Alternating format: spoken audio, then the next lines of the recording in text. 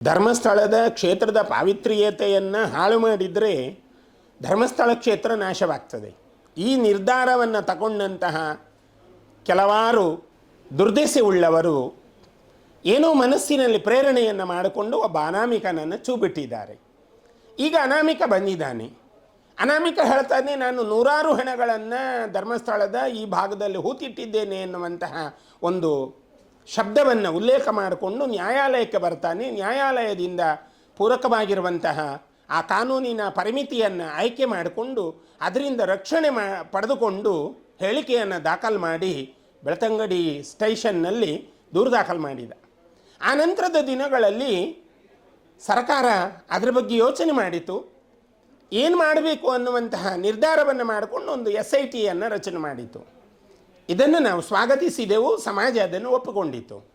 ಆದರೆ ಪರಿಸ್ಥಿತಿ ಯಾವ ಮಟ್ಟದ ವರವಿಗೆ ಬಂತು ಅಂತಂದರೆ, ಒಂದು ಗುಂಡಿಯನ್ನು ತೋಡಿ ಅಥವಾ 2 ಗುಂಡಿಯನ್ನು ತೆರೆದು ಅಥವಾ 3 ಗುಂಡಿಯನ್ನು ತೆರೆದಾದರೂ ಏನಾದರೂ ಸಾಧನೆ ಮಾಡಿದ ಅನ್ನುವಂತಹ ಹೇಳಿಕೆಯನ್ನು ನಾವು ಕಾಣಬೇಕಿತ್ತು.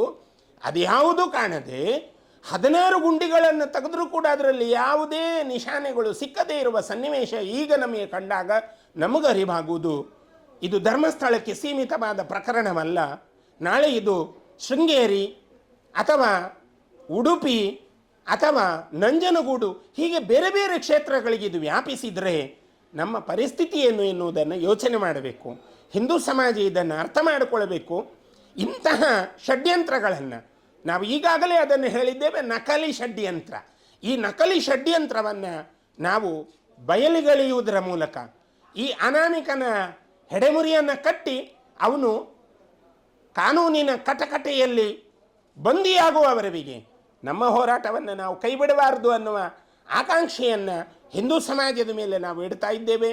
ಹಿಂದೂ ಸಮಾಜ ಈ ದೃಷ್ಟಿಯಿಂದ ಕ್ಷೇತ್ರವನ್ನು ಉಳಿಸಿಕೊಳ್ಳಬೇಕು, ಕ್ಷೇತ್ರದ ಪಾವಿತ್ರ್ಯತೆಯನ್ನು ಉಳಿಸಿಕೊಳ್ಳಬೇಕು.